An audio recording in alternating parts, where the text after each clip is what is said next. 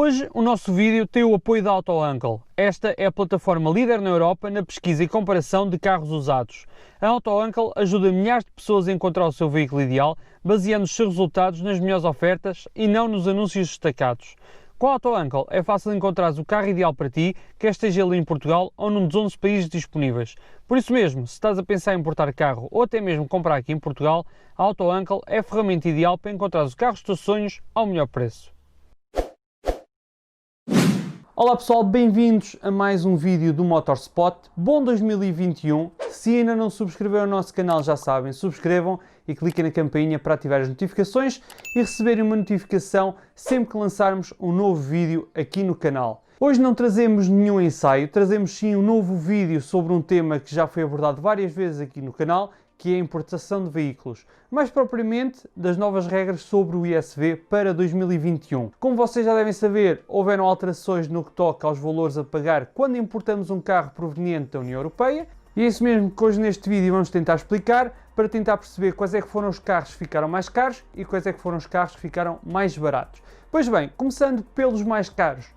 Tudo o que é híbrido plug-in com uma autonomia inferior a 50 km em modo elétrico vai levar nas canelas e vão acabar por ficar mais caros para importar. Este tipo de veículos vão perder o benefício fiscal que tinham até então.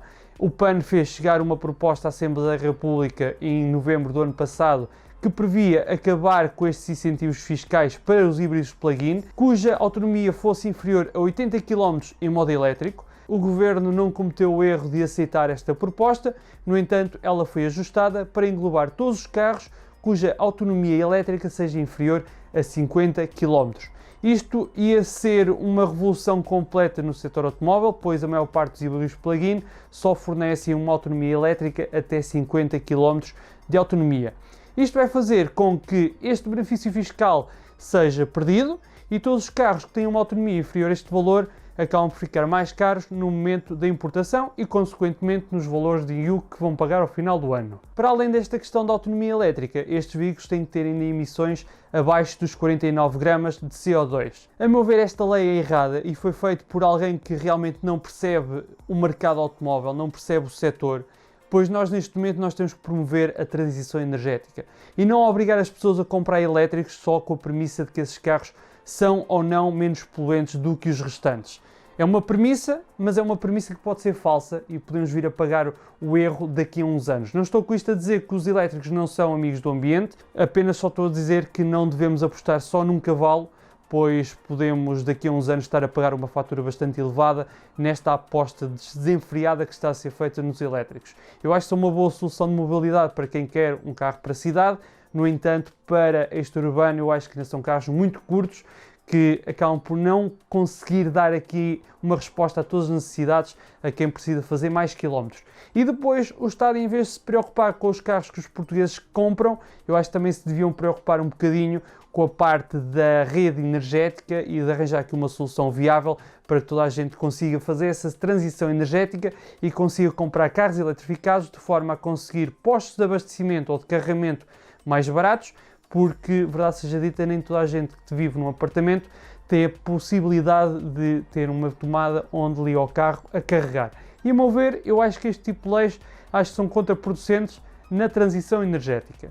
Por isso mesmo, se vocês estão à procura de um híbrido plug-in para importar, têm que ter atenção aqui a este fator e tentar procurar sempre carros com uma autonomia superior a 50 km em modo elétrico e com emissões abaixo dos 49 gramas de CO2. O que toca aos carros que ficam mais baratos são todos os outros e são aqueles que vos interessam e é por isso que vocês estão aqui a ver este vídeo. Basicamente, o Estado português tem vindo a ser pressionado há alguns anos pela União Europeia, pois todos os carros que eram importados de Estados-membros aqui para o nosso país eram tributados como se fossem carros praticamente novos. A lei tinha vindo a ser alterada, houveram alguns descontos no que tocava à idade e quanto mais velho o carro fosse, mais barato acaba por ficar a sua importação. No entanto, no que toca às emissões, estes carros eram sempre taxados como se fossem carros novos. Ou seja, vocês pegavam num carro de há 10 anos, com emissões estupidamente altas, e chegavam aqui e eram tributados como se fosse um carro novo, o que resulta num valor de imposto ridículo. E em alguns carros o valor de importação acaba mesmo por ser mais caro do que o valor comercial do carro cá em Portugal, para vocês terem uma noção do quão ridículo era. E dado que nós estamos aqui a viver num espaço comercial aberto da União Europeia, não faz sentido nenhum penalizar esses carros aqui no nosso país. O que acaba por viciar aqui um pouco também o mercado e também desincentivava os portugueses a ir buscar carros lá fora. Compensava, é certo, compensava sempre, no entanto, o valor dos impostos que eram arrecadados por parte do governo eram completamente obscenos. O que se compreende que não havia grande interesse por parte do governo por acabar com esta galinha dos ovos de ouro. No entanto, a União Europeia fez pressão e aqui a lei acabou por mudar. Eu sei que pode parecer contraproducente mediante as regras que nós queremos aplicar no que toca à redução de emissões e se calhar até se devia taxar mais aqui estes carros mais poluentes. No entanto, dado que estamos aqui no mercado aberto, as regras têm que ser cumpridas e aqui o governo vai ter que baixar o imposto do ISV.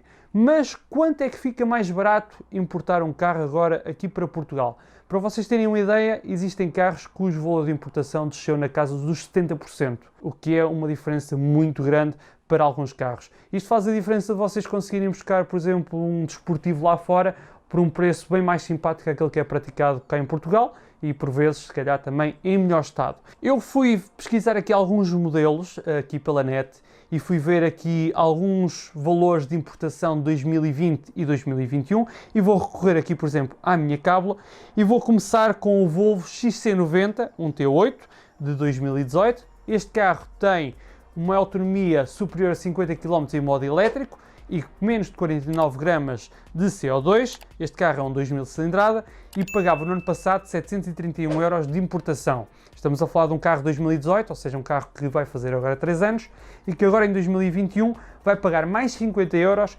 face a 2020, ou seja, vai pagar 783 euros. Estes valores são sempre uma aproximação, não é um valor real.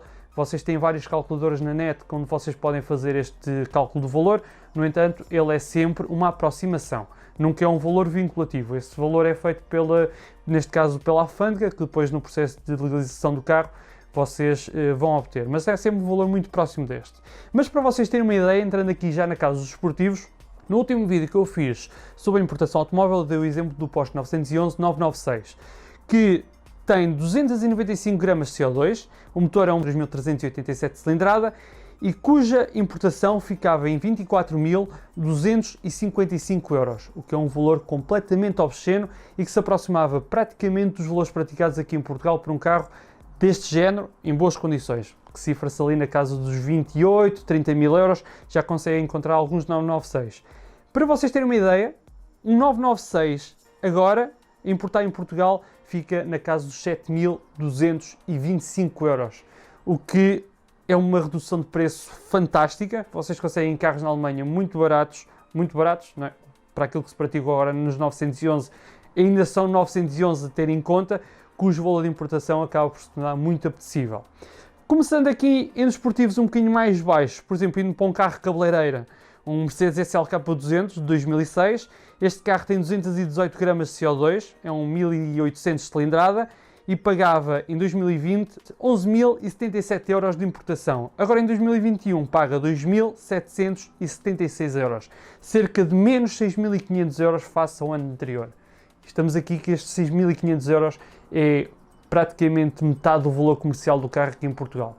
Portanto, muito bom. Vocês conseguem arranjar carros destes por 7.000 euros lá fora na Alemanha, portanto mais 2.000 euros vocês vão ficar com o carro por cerca de 9.000 euros, tudo incluído, preço de importação, taxas alfandegárias, fica tudo na casa dos 9.000 euros, que é um valor também muito apetecível. Outro modelo que ficou mais barato, no entanto, numa razão proporcional mais pequena, é por exemplo o BMW M2 de 2016. Este carro tem 201 gramas de emissões de CO2, é um 3.000 cilindrada e pagava em 2020 12.630 euros de legalização.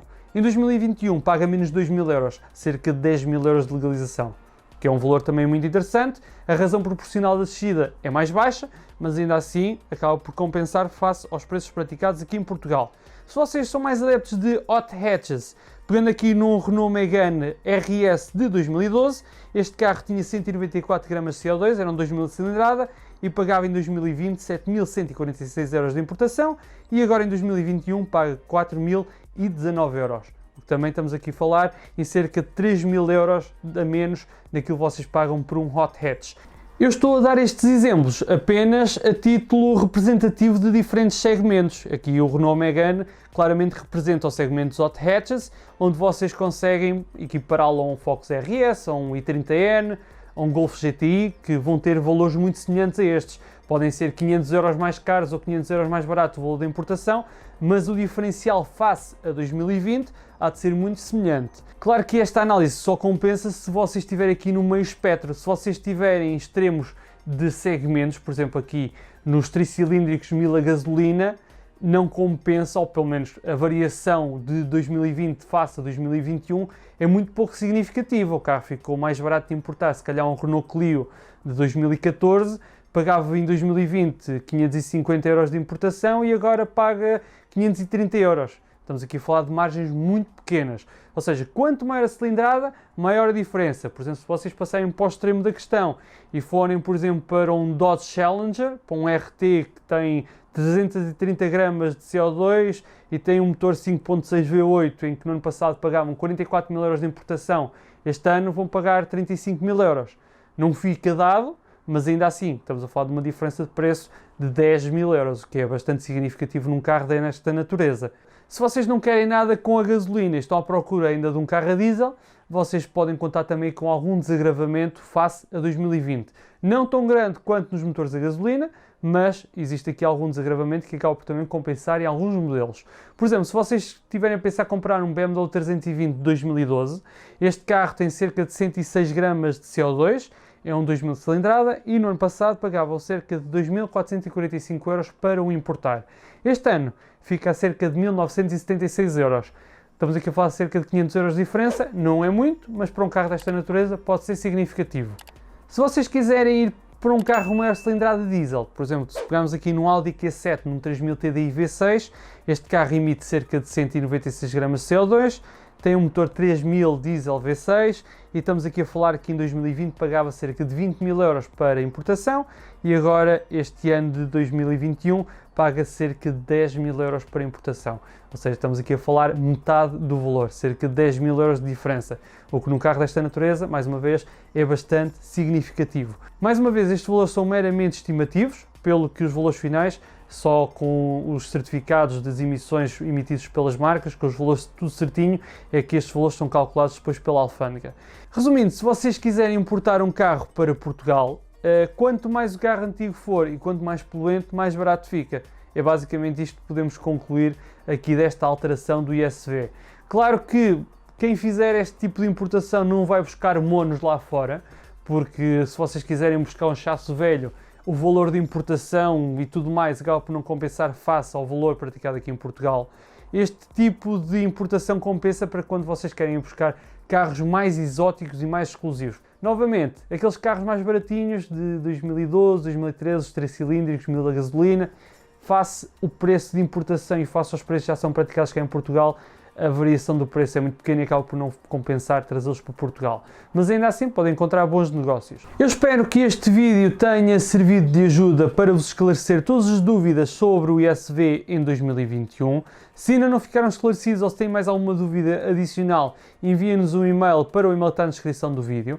Caso vocês queiram trazer um carro para Portugal e não sabem como fazer, se têm dúvidas, se têm medo de ser enganados, porque infelizmente pode acontecer, nós temos uma parceria com a Story Auto, com o serviço de importação deles, e nós reencaminhamos todos os nossos seguidores que quiserem importar um carro connosco para eles, e eles tratam de todo o processo, pois são uma boa ajuda para vocês, para vos ajudar a encontrar um bom carro, ao melhor preço e nas melhores condições dentro daquilo que vocês procuram.